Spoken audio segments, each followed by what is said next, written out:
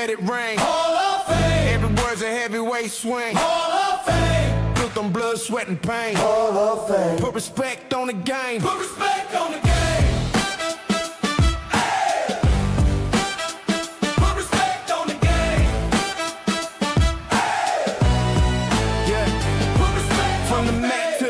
From the grind to the glow, every scar got a story, every win you already know. No gimmicks, no smoke, just the truth when we speak. If it moves the culture, we the ones you should seek. They been watching the climb, now they hear the voice. When legends talk legacy, they ain't really a choice.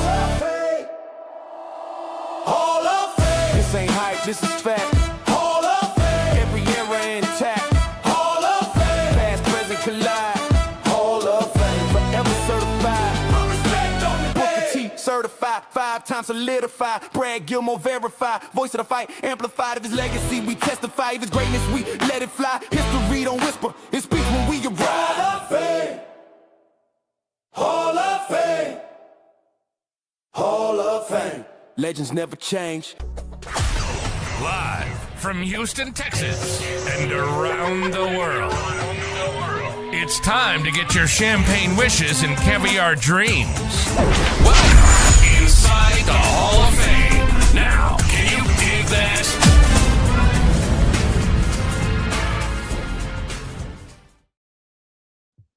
Boom! Welcome back inside the Hall of Fame, y'all. I'm Booker T, 6-time world champ, two-time Hall of Fame. I got my man Brad Gilmore here with me as well, man. I want to thank you guys. The people for stepping inside the Hall of Fame. I'm talking about right here, inside the Hall of Fame. Get your champagne wish, caviar dreams, man. Bradley, how you feel, man? How you feel? Because I feel good. I'm coming out I know. You know what I mean? I'm at the Toyota Center. You know what I mean? I'm prime time. Prime time all over the country. You know what I mean? So now I'm feeling good today. I know. I know you were personally invited by your boy Sean Strickland, right? Like y'all are boys, right? That's how you got those tickets. Don't say that's that, how you man. got that. I saw a post that said everyone knows Booker T is a Republican.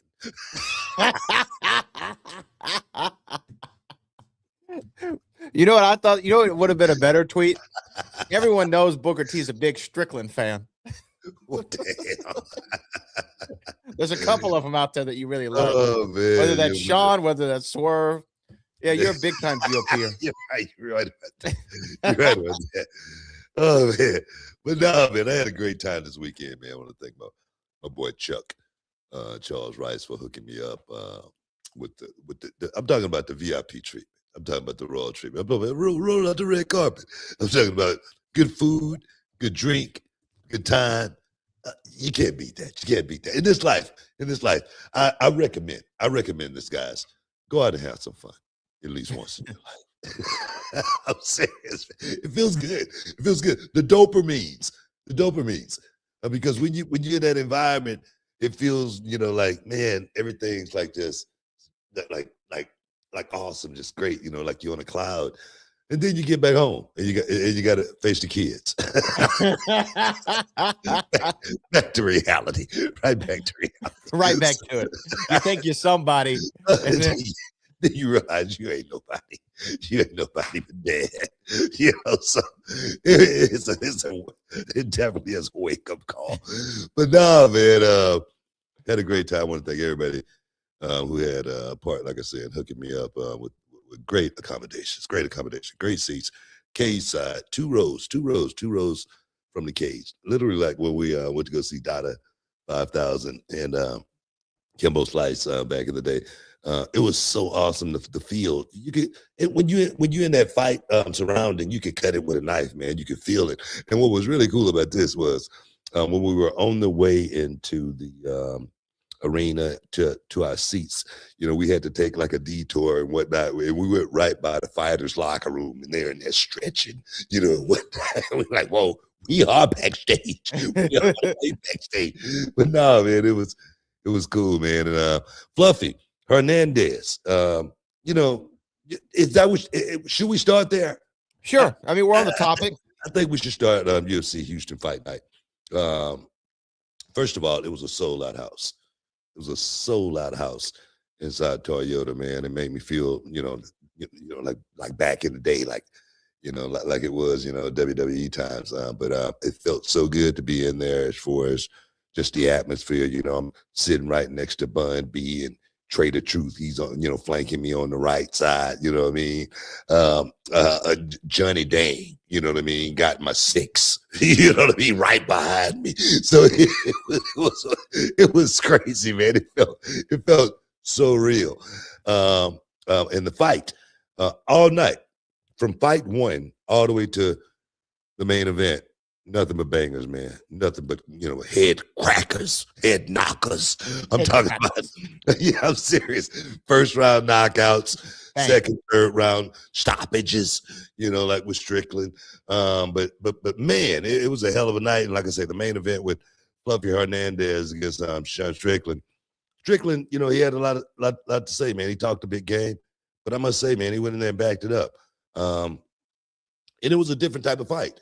I mean, this fight definitely showed me Sean Strickland's fight IQ. You could put his antics to the side for a second. Yeah. But as far as his fight IQ, man, it showed me this dude, he's playing with a full deck. He truly is.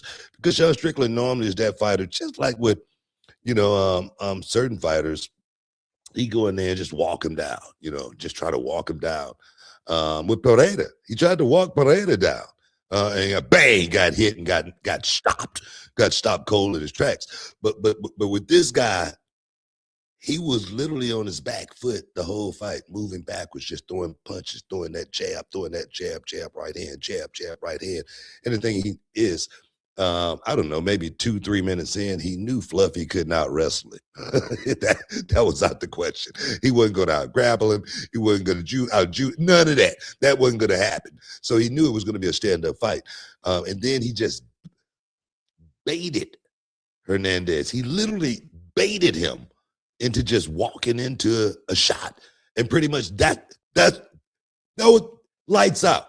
It was a wrap. After that, big knee, bing, bing, bing, bing, bing, bing, bing, gaging, it's over. Gaging, it's over. Yeah, I mean, he was on, like you said, he was on his back foot the whole time. Sean Strickland, I don't know. Where would you put his letter grade as a fighter? Because I'm just kind of up and down on him. Obviously, he's been to the mountaintop before. I don't feel like he's an A+ fighter. I don't even know if he's an A fighter. He could be a B+ guy, but I don't know. You were there and you saw him up close. You said his fight IQ is high. Where would you rank him letter grade wise? Well, he beat Israel Adesanya. He beat Izzy. Quite convincingly, right? Yes. I think Sean Strickland is a styles make fights type of guy. The right matchup, he excels. Exactly. That's the way I see it. I could be wrong, but I'm pretty good at picking this kind of stuff, and that sounds pretty right, pretty close to I think where Sean Strickland would be at. He's a styles make fights type of guy. I think that's a great way to put it. Put him in there with the right guy, he can beat him any day of the week. That's just the way I see Sean Strickland. I think it's a great way to put it. And some guys are like that, like some even in boxing or whatever. Sometimes they just have your number. Like Mike was sensational. But Mike couldn't get past Evander, right? Like the certain guys just have your number from a stylistic perspective. Yeah. Exactly my point. Yeah. And I think that Sean definitely falls into that category. And it's I got friends who work over there in the UFC, comms and PR team. So God bless you all having to deal with some of his press conferences and things of that nature and spinning it, because he's definitely, I guess he's full gimmick. I think he's leaning into it 100%. He said, "Hey, Colby Covington, what you were doing was real cute. I'm going to take it to another level, brother. You just stay right over there." But, all that aside, that's kind of that's the fight game. That's the fight game. You got to talk your way into the fight sometimes. Yeah. I mean, I can't hate on the antics. I can to a certain degree. Well, they're over the top, and I'm not someone who's easily offended, but sometimes I'm like, come on, they're overtly, racist in overtones in certain aspects, and that can rile you up. That can really rile you up. And as a fighter, you want your opponent riled as much as you possibly can. And like Sean Strickland said, he think Fluffy came in fighting off of a whole lot of emotion. He said Fluffy wanted to get him. And you could see. And the thing is, I was sitting there, and it was myself and Charmel and AJ Francis, and I hit AJ and I said, AJ, look at Hernandez right now. And Hernandez eyes, he never took his eyes off of Strickland from when he was walking to the ring. He never took his eyes off of him. He was just intent rage. You could see it, just seething, and with emotion. But it may be perhaps that worked against him because he just kept walking into shots. Yeah, he just kept walking into him. Well, I think when you, getting in the head, right? I mean, that's part of the fight game, and that's why I think like some of Sean Strickland, maybe all of them, are just like volume turned up. I'm gonna get under your skin. And be able to, kind of play some mind games with you and the media. I think he likes messing with the media intentionally. I don't love the stuff that he says. The thing is, I think he gets a lot of flack too. He said one thing in the press conference that it sounded so. It had the sound of truth, and I could be wrong, but he was saying Fluffy had told him that he had flipped his daughter off. And he said, "Fluffy, I didn't flip your daughter off." He said, "Don't you see all of these people out here booing me?" He said, "You think I'm going to be able to find your daughter and flip her off?" I said, "Are you kidding me?" So that right there, it sounded so true. He said, "I feel like a butthole about this, and I got to apologize to his daughter." That's real. I swear to God, man. That's real. Sounds so real to me. And I go, wow, man, this guy playing both sides at the same time. Yeah, man. But nah, man, we got a lot to talk about, man. We got a lot to talk about here inside the Hall of Fame, guys. So stick with us here. We'll be back in a moment. All right, guys. Brad Gilmore here from the Hall of Fame, here to keep it 100. Some men walk into a room like regular dudes, but when you've got Blue Chew in your corner, you walk in like it's a main event. I'm talking pyro, lights, smoke machines, a Titantron package, and your theme music blasting. Because Blue Chew just isn't a tablet, it's a cheat code for your crotch. Stronger, harder, longer lasting. Like somebody handed your downstairs a gym membership, a hype man, and a Hall of Fame ring all in one. And let me tell you something right now, man. This ain't just about sex. This is about legacy. This is about making sure your third legacy gets remembered. Blue Chew is the original brand offering chewable tablets for better sex, shipped straight to your door, man, in a discreet package. You don't need to go to the doctor's office, man. You don't need to stand in line at a pharmacy. Just come ready to go. Look, last time I tried one of Blue Chew's tablets, my hog got so confident it demanded its own Instagram account. It told me missionary was off-brand and it was only doing extreme positions. I tried Blue Chew and suddenly my hog had a zip code, a driver's license, and voting rights. That's not just performance, that's a lifestyle. Dog, for me, it felt like my parents were cutting promos on me, saying, "We can't hold this man anymore. Somebody call security." It was like my entire lower half turned into a tag team championship, man. And my brother, sometimes it's not even about the action. It's about walking into the room knowing you're holding a steel chair under the table, man, ready to go whenever the bell rings. Look, this just isn't a supplement. It's an erection resurrection. And the truth is, it's not about what happens in the bedroom. It's about knowing that you're that guy.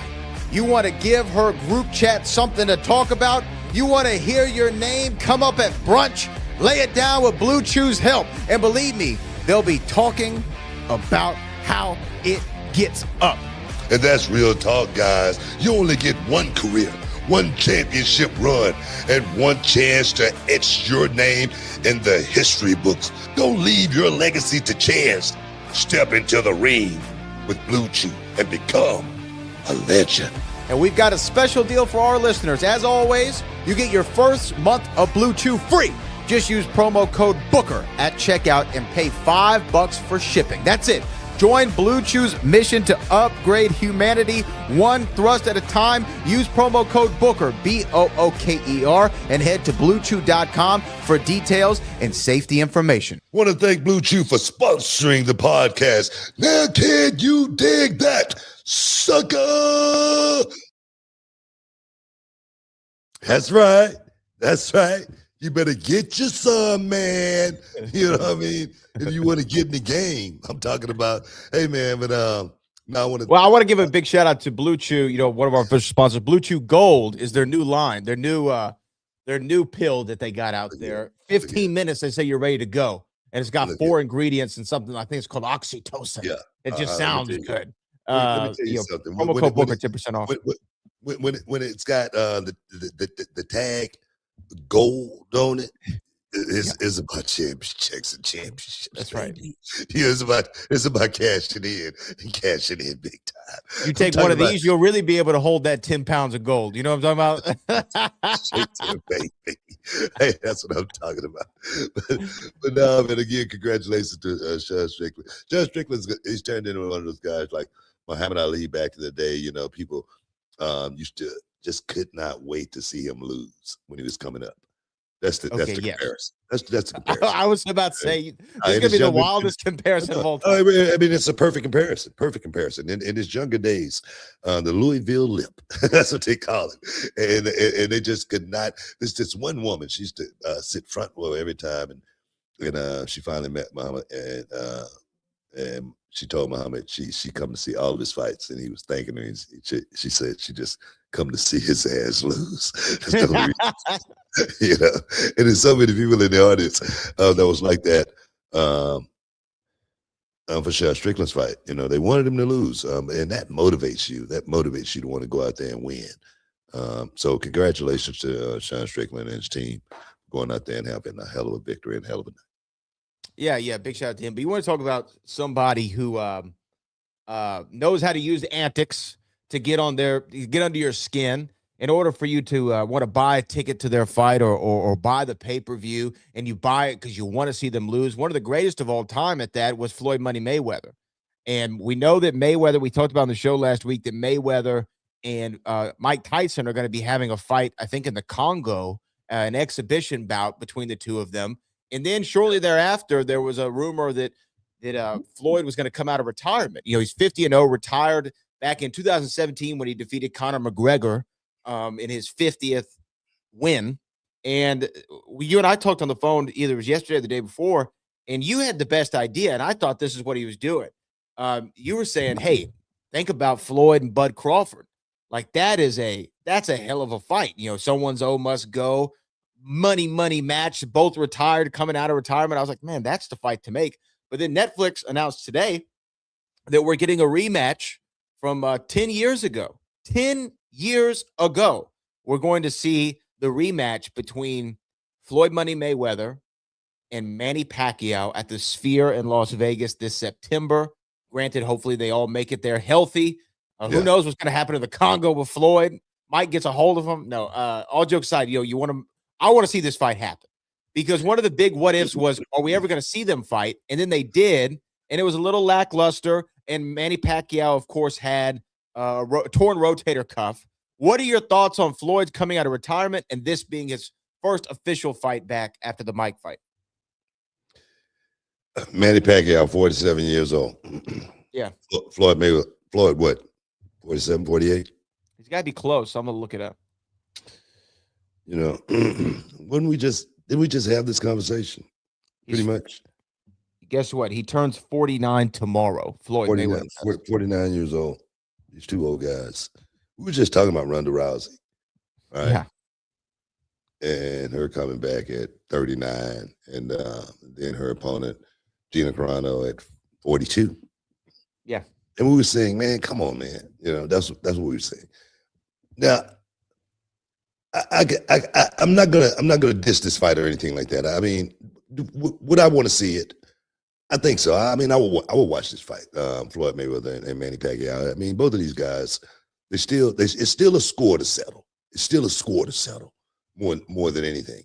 And both of these guys pretty much have been doing the same thing since they've gotten out of the game, and that's have these exhibition fights. Manny Pacquiao, he's been doing the same thing. Mhm.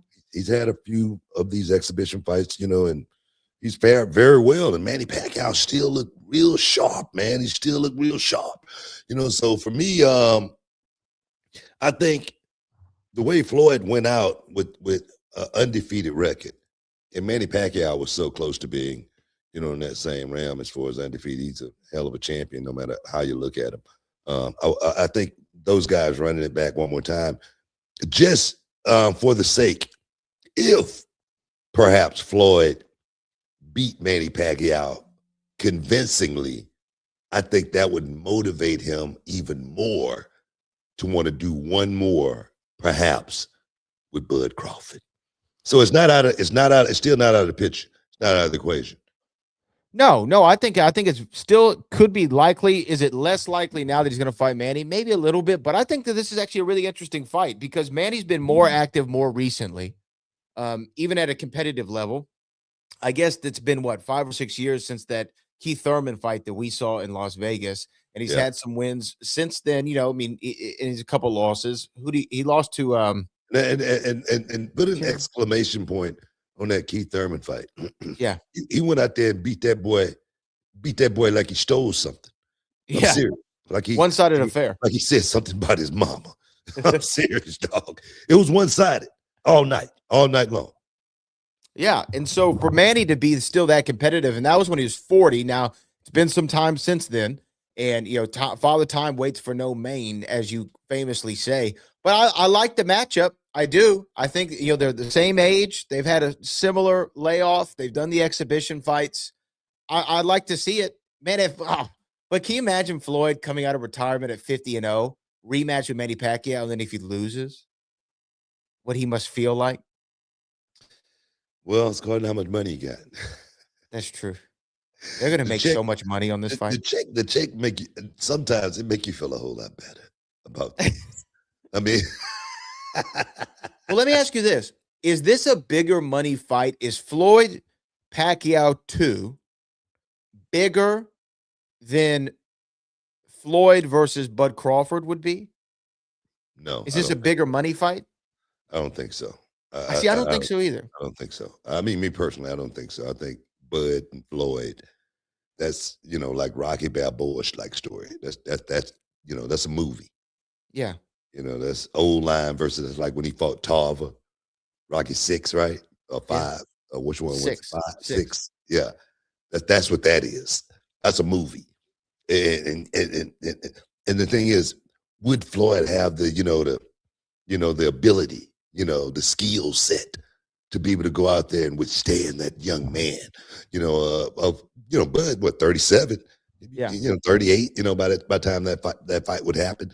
But it would be the dynamics of that fight right there, because both of those guys right there, undefeated, 2 undefeated fighters. You know what I mean? From 2 different eras. Oh my God. Yeah. I'm just saying. Yeah, I mean, to me, it seems like it would be an obvious one to predict. I'd feel like Bud would, walk away with it personally. Floyd in his prime, it's a different thing, but they're both really defensive fighters. And Bud's so dynamic. I don't know, man. What we saw him against Canelo. That's the thing. We don't know. We don't know how much Floyd has deteriorated. We don't know. Because the only thing we've seen from Floyd is win, no matter what. We saw what he did to that Japanese kid. You know what I mean? He went over there and dusted that boy off to where the kid started crying in the ring. You know what I mean? That was actually, all respect to that young fighter who I think was a kickboxer. That was one of the funniest things I've ever seen. Because he was like 22, and his corner hyped him up. Like, you're gonna go out there, you're gonna do this. Man. You're gonna defeat Floyd. He's an old man. You're a young lion. I don't know if you saw it, but the funniest part was right before the fight, the Yakuza boss came out with flowers and just threw them at Floyd's feet.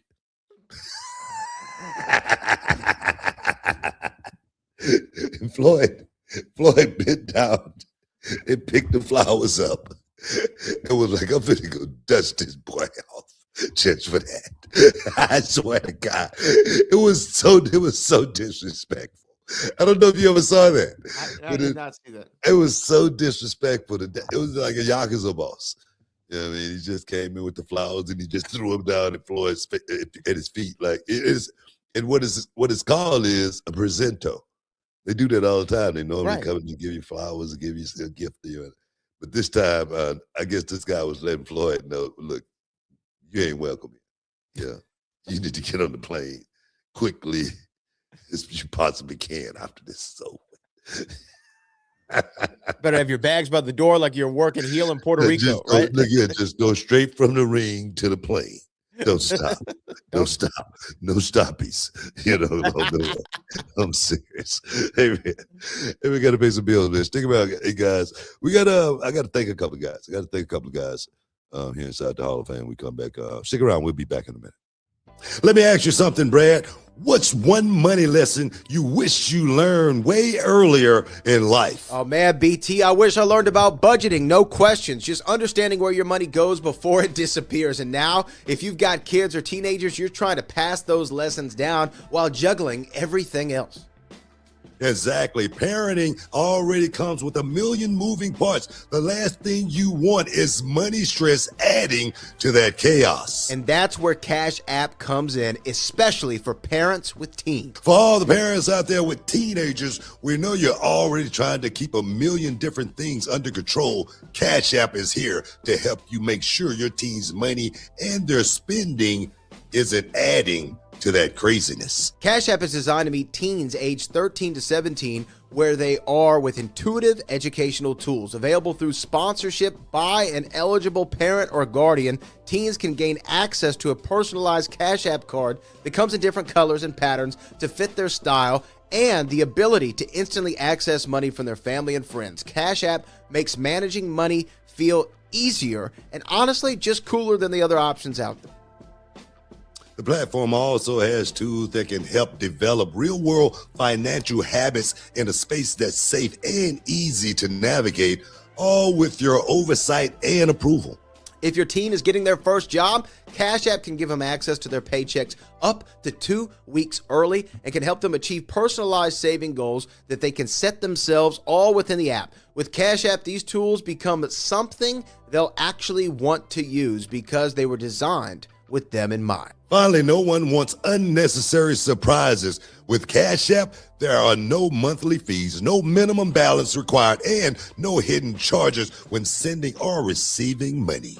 With the Cash App card, you and your teen's balances receive 24/7 fraud monitoring. If there's ever something that feels off, you have the ability to lock their card right from your phone in just one tap. Skip the stress and give your teen a way to learn financial responsibility with no hidden fees. Download Cash App and get started today. For a limited time, new Cash App customers can earn $10 if they use code FAMILY10 in their profile at sign up and send $5 to a friend within 14 days. Terms apply. Cash App is a financial service platform, not a bank. Banking service provided by Cash App's banking partners. Prepaid debit cards issued by Sutton Bank, member FDIC. Direct deposit promotions provided by Cash App, a Block Inc. brand. Visit cash.app/legal/ Matt Damon. Matt Damon. Obviously, everyone knows Matt Damon. Yeah, Knobs beat him up. Allegedly. Yeah, allegedly Knobs. That's a true story. That's not allegedly. Knobs actually. Okay, wait, hold on. So I was about to go somewhere else, but we'll get back to the Matt Damon story about Avatar. I've always heard this. They were at some bar where in Boston, somewhere, I can't remember where it was. And Matt Damon happened to be there, and the Nasty Boys and some of the other boys were there. And what he and Knobs, what happened? What happened? Look, I don't know exactly what happened, but my brother was there. Knobs beat up Matt Damon in the bar, and the thing is, they probably didn't know who Matt Damon was. Knobs and Sags, probably didn't know who Matt Damon was. Matt Damon was just a kid back then. He was just getting started. You know what I mean? So it wasn't like he was the same guy that played Django. That was Leonardo DiCaprio, right? Yes. Well, you know, they both look kind of alike. Welcome inside the Hall of Fame. Now, can you dig that? You dig it, sucker? You're listening to the Hall of Fame. Here's Booker T and Brad Gilmore. Out. When you come to the WWE, this is what you're going to have to face right here. It's the GI Bro. Well, let me tell you something, Steve, baby. I've been noticing all these big guys like the Super Collider, the Warrior, this Thor. Well, let me... First things first, man. I got a new haircut. Would you like to see it, man? I want to see. All right. GI Bro. GI Bro is my name. And beating people up is my game. Look in my eyes. Everybody in the WWE, I just want you to know one thing. The GI Bro is ready, willing, and able to take on all comers in the WWE. That means everybody. Thor, Cherokee Warrior, Super Collider, mainly because I seen what you did. You came out, you tore the sign up, you ripped it out of my little private's hand, and you stripped it in two, man. That's something you don't do. You don't mess with my little privates, man. It's a war. Let me tell you, when I get you in the square circle, when I get you in the combat zone, when I get you in the ganking zone, that's when I'm going to declare World War III on you and take you clean out on the team, man. Ah! Confidence. We've been training long and hard. Ability.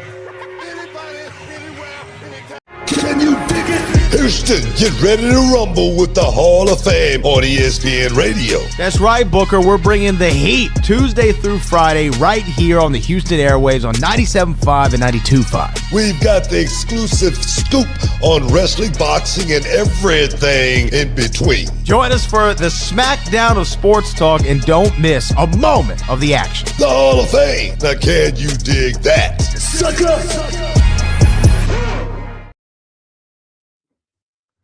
Welcome back inside the Hall of Fame. Brad Gilmore alongside Booker T here on ESPN Radio. Oh, Hall of yeah. Fame, we got to shout out all the people who checking us always out here in the Hall of Fame. And Book, well, before we went to break, you were talking about a couple of people who gave you some shout outs. And I thought, look, it'd be best if we actually put these two people in context. And so I actually found the clips of both of these gentlemen.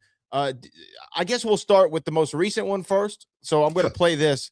This is from today on First Take. This was Trick Willie talking about BT. He trained with us at NXT. He's the head commentator at NXT, and took me under his wing and said, "Hey man, approach the game like this. See this coming a mile away." And Booker T has been a huge inspiration and role model, hands-on, in my career here in the WWE. So it's been awesome. Oh, that's Trick Williams. Trick Williams talking about BT. There's a clip from him on SportsCenter with Stephen A. Smith this morning. So what did that mean to you, BT? Nah, man, it made me feel good. Like I always say, to stay relevant these days, it may take somebody else, some young cat that's out there shining, doing their thing. And Trick right now doing his thing, man. He's doing a hell of a job, too, as far as understanding what the business is about. I told Trick a long time ago, you know how to be the best wrestler to be the best wrestler. You know what I mean? And he's definitely taken that advice and run with it. Getting to see a young guy out there that's, paying homage to kind of like, the way I did it, but up in the game, even more so. That's what I love about it as well, to see Trick Williams be able to go on and, win the World Heavyweight Championship, man. That's gonna be something for that young man. There again, who took it very, very serious as far as the do's and don'ts about the business. The before and after. And if you want to get that advice, we'll be talking about that here in a little bit. As far as fantasy camp goes, going down March 21st. We'll talk about that if you want to learn the ins and outs, to do's and don'ts. But no, that's what it just lets me know that I did my job a long time ago, because Trick was watching me. Now I'm still doing my job, trying to, guide these young men, in the right direction, make them avoid those landmines at the same time and, still be a part of, what they're doing. I always say, a lot of times, you're old school, right? You're old school. But a lot of things work in the old school still work today. And to see Trick be able to go out there and understand what that means, man, it's really, really incredible. Man, look, Trick's one of those guys. When I first saw him, on NXT, he was kind of playing the backup to Carmelo Hayes.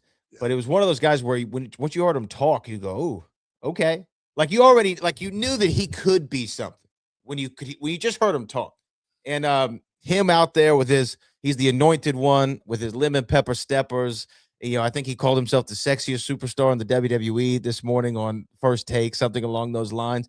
He just understands it. He just gets it at a whole different level than a lot of guys. And his comfortability in his promos is what stands out to me more than anything. Just the way and his entrance. When you get your full character across during that walk, and you already can tell who this guy is when he walks out the curtain, man, that's so hard to achieve. And he does that at a high level. It's great music too, the horns, the high horn, the trumpet. Man, it's such a great instrument.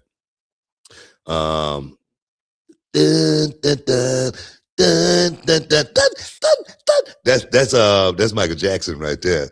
And I tell you, that's what I remember more than anything about the Jacksons was the high horn, man. That high horn always made you feel a certain way. And for Trick to have that, at his disposal in his interest, man, is so freaking awesome. I swear, every time I hear it, it make me feel a certain way, his interest, just the music, just the horns, so nah, man, Destiny, go back and listen to Destiny, guys. That's the Jackson 5.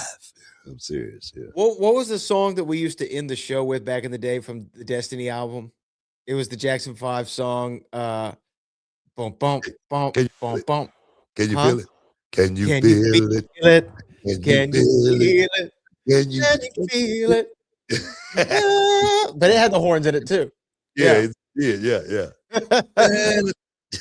I love that song. Now that wasn't the only person though who gave you a shout out this week. A never seen 17, a man who just retired in December of last year, 2025, did a interview on the O'Shea Jackson Jr.'s podcast. Yeah. And he and his guy TJ, I believe his name over there, is a great co-host. I actually listen to their show sometimes. They've had some good guests, but they did 2+ hours with John Cena. His first interview outside of the one he did with Cody Rhodes after retirement, especially at this length. And he shared some stuff, and I'm going to play a clip. This is John Cena. I'm one of the last of the improvisational performers. Yeah. And I'm out now, so I guess I'm out. But last world champion, right? Yeah. The way I was taught by the guys who mentored me, Booker T's of the world, especially Shakespeare, Booker T, is like, listen, plan your finish from the comeback on.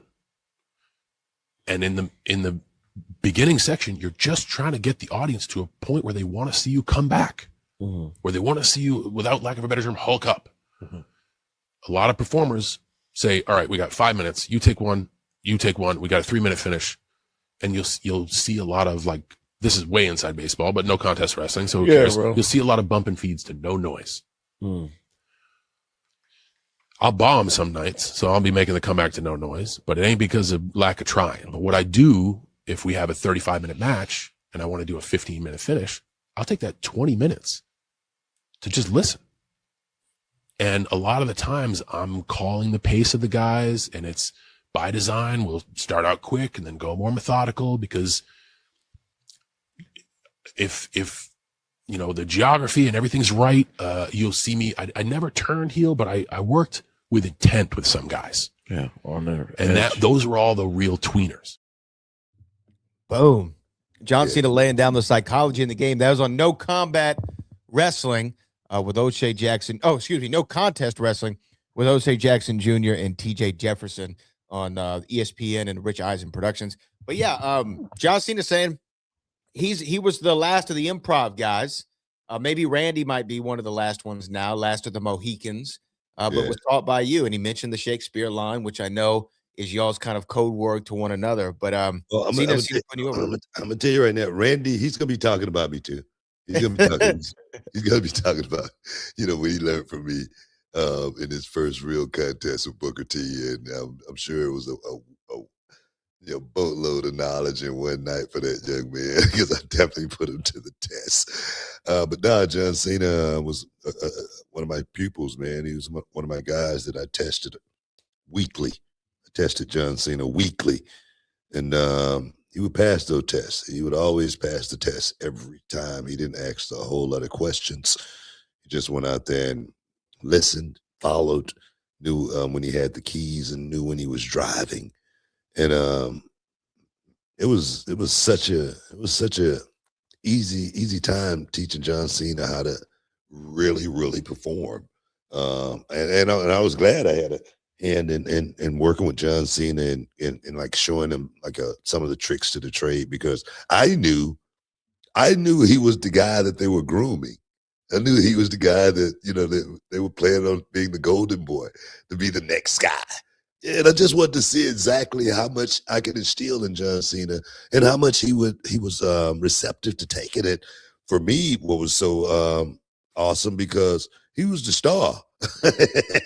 He was, but I was acting like I was the guy in the ring, doing all the real magic. But I knew exactly what I was doing was teaching John, and then I saw him learning. Man, that's what was really cool, watching John Cena learn.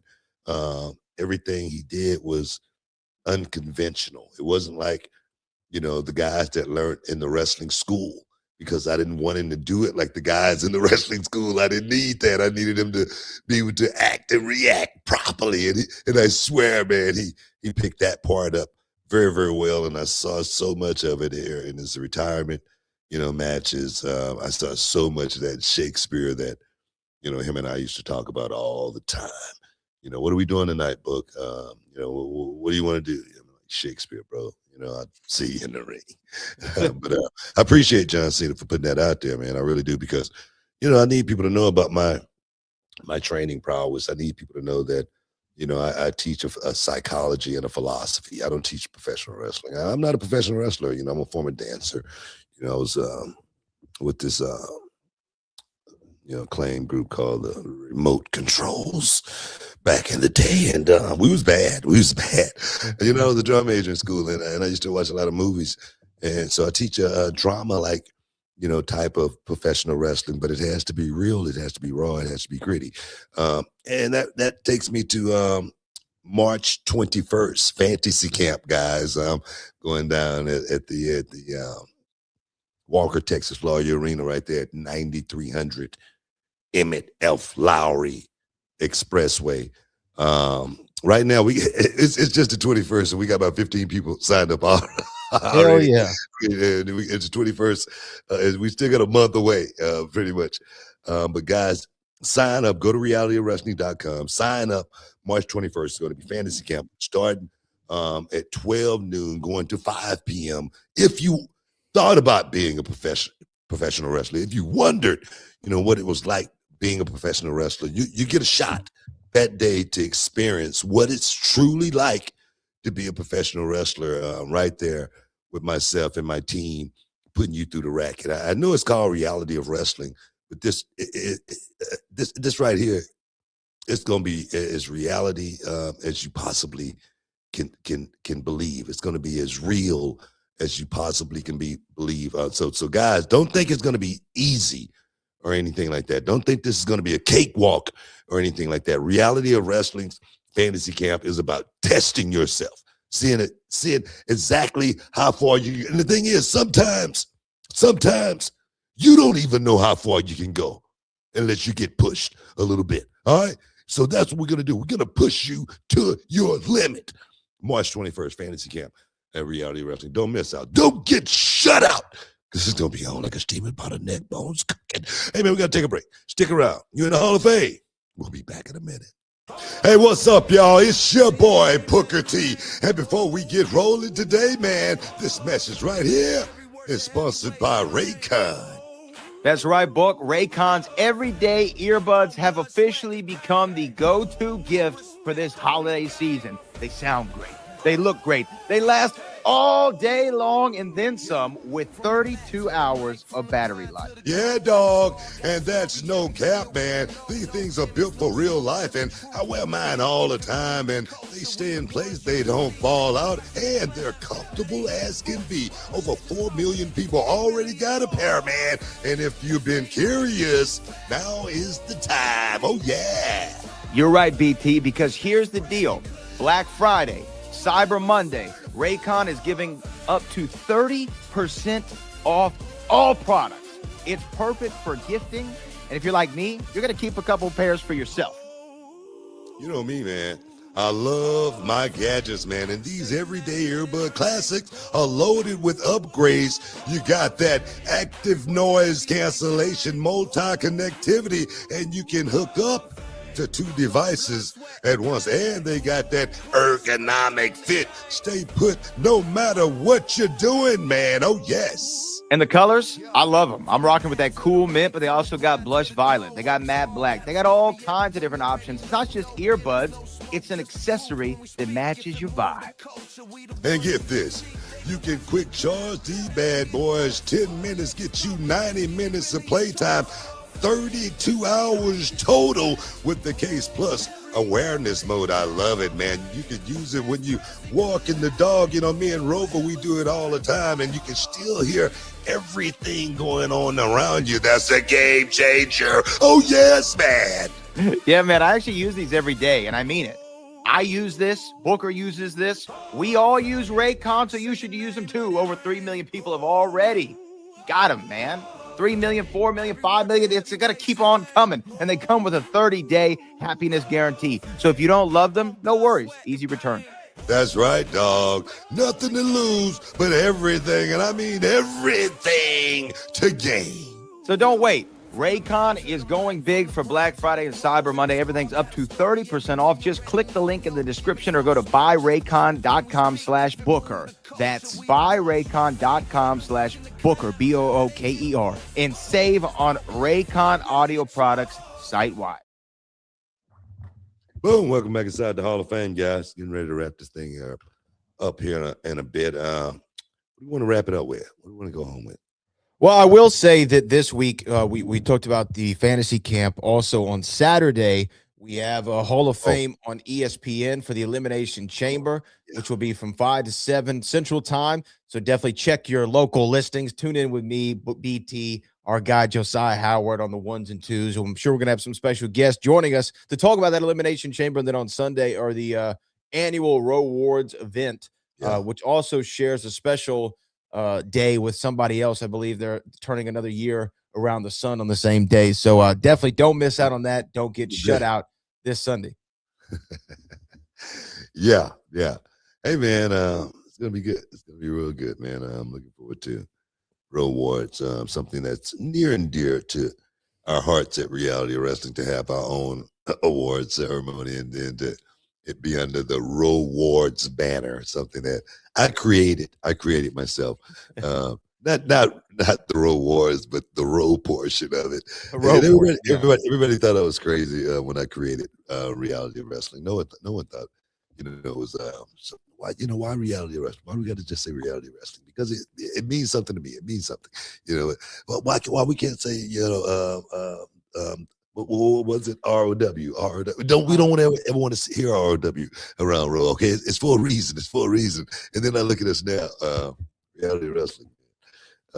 It's amazing. So to be a part of Rewards, we're gonna tape that. Of course, you guys are gonna be able to see that, and hopefully you'll like it. As far as what we do from our perspective, from an independent wrestling perspective, paying respect to our men and women out there that's working so hard. I mean, I talk about, WrestleMania and making that journey, from WrestleMania all the way 364 days to that next WrestleMania. Man, it's the hardest thing in the world. All right. It's the hardest thing in the world to stay in shape, stay, injury free, go out and try to have bangers, every night. Yeah, it's such a hard thing, and it's no different on the independent scene. Man, our guys and our girls at Reality Wrestling, they're working year round, day in and day out trying to get to that next level. So there again, we appreciate every one of our stars at Reality Wrestling, and we're going to pay them respect at the Road Awards, and I can't wait. No, I can't wait either. I think it's going to be. Look, I had a lot of fun last year. I know I got some heat with the boys for my opening monologue, which is I plan on doing that again, and and maybe we can't air certain portions of it. Who knows? But the Road Awards are always fun, man. And you know what's so funny is when you say that, my skin does crawl when I hear ROW. When I hear somebody say ROW, it does make my skin crawl. And if somebody, I've been interviewed several times where somebody's asking me about reality wrestling and they'll call it ROW. I go, whoa, whoa, whoa. It's reality wrestling or row. Yeah, I can't hear that. It just like it's like nails on a chalkboard to me. And I guess that's also from being the announcer, right? Like I want to make sure that it's always said correctly. But man, I'll tell you what though, Elimination Chamber this Saturday.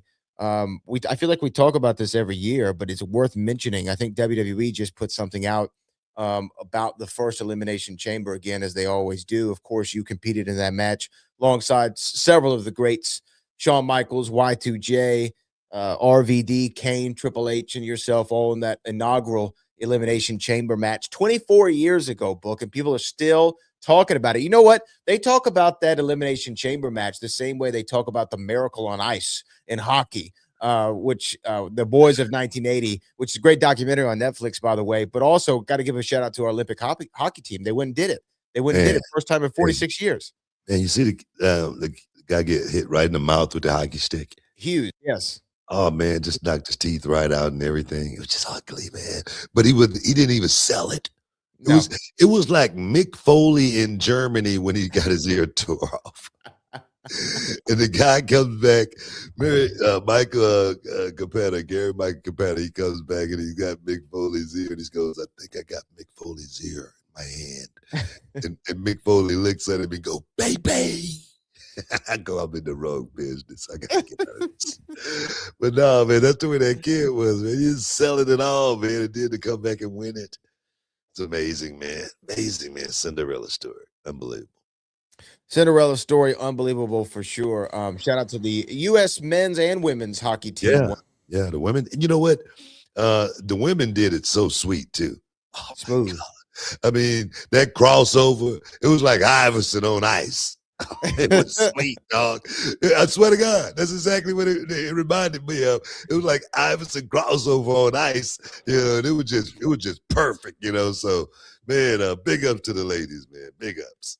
Yeah, shout out to both teams for bringing home the gold for the U.S. and beating Canada in both of those matches. You know, Canada's known for their hockey teams, obviously. So good that we were able to get that done. Now, when you go to the Elimination Chamber, we have it this weekend. Obviously, we're going to be breaking down a lot in our show on Saturday. But this is one of the super chats that I want to get to, and we'll start taking our super chats here. So D'Angelo Brown 87 said, "Who's in the mystery box for the Elimination Chamber?" I think that for those who don't know, Adam, what's the GM's name? Oh man, Pierce. Yes, Pierce. He had a box delivered backstage on Monday Night Raw that said "Do not open till 2/28." Which is the date of Elimination Chamber. It looked like a man-sized box. Who do you think the mystery person is, Book? Do you have any guesses? No, I don't. I have none. You know, I don't write the show, guys. I'm not an insider or anything like that where I would know who perhaps it would be, because I'm not even thinking like that. Especially, not for the main roster. I'm thinking about that for NXT, perhaps, because I'm there on a weekly. But for the main roster, I'll be hoping it would be someone, maybe like a Zilla Fatu. But other than that, I'm not thinking about any. I just threw that out there. I like how you threw that. Now the internet's gonna be like, "Oh, what is he talking about? What is he talking about? Zilla? Does he know something?" So yeah. So we'll see. We'll see who it is.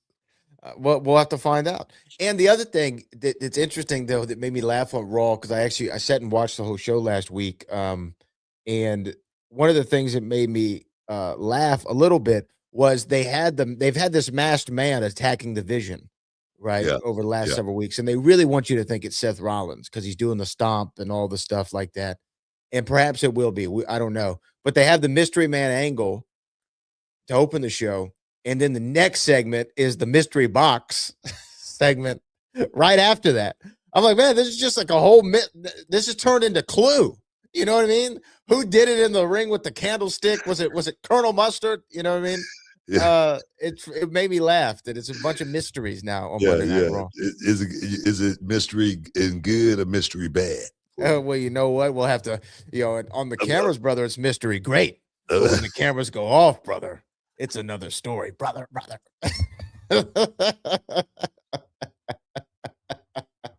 Okay. This one comes from Elijah's in 97.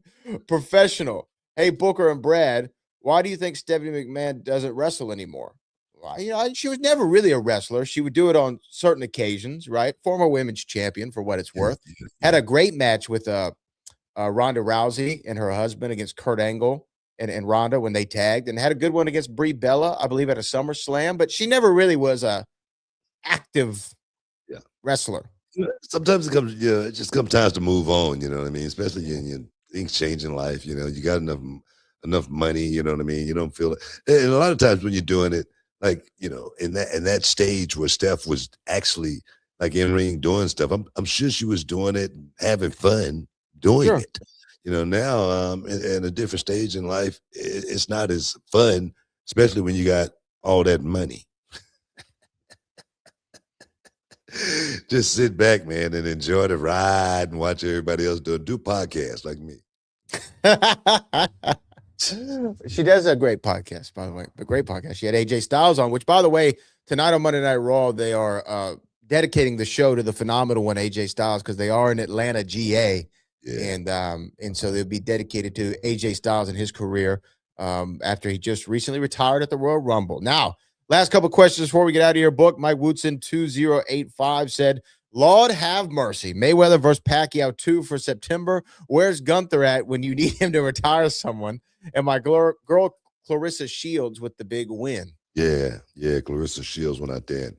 Man, she was in a war though, man. Old girl was coming at her hard. Even though she won just about every round, but it was a rough fight for her. But one thing about Clarissa, man, she's a bulldog, man. She's gonna bite down on that mouthpiece. She's gonna throw hands. We're talking about that jab, that right hand, footwork, everything. Clarissa is truly the GOAT. She truly is the greatest woman boxer I think that we've ever seen. I mean, of course, Layla Ali was good, but what Clarissa Shields have done from the Olympics all the way to the professional ranks, she's unstoppable. She really is. She's unstoppable.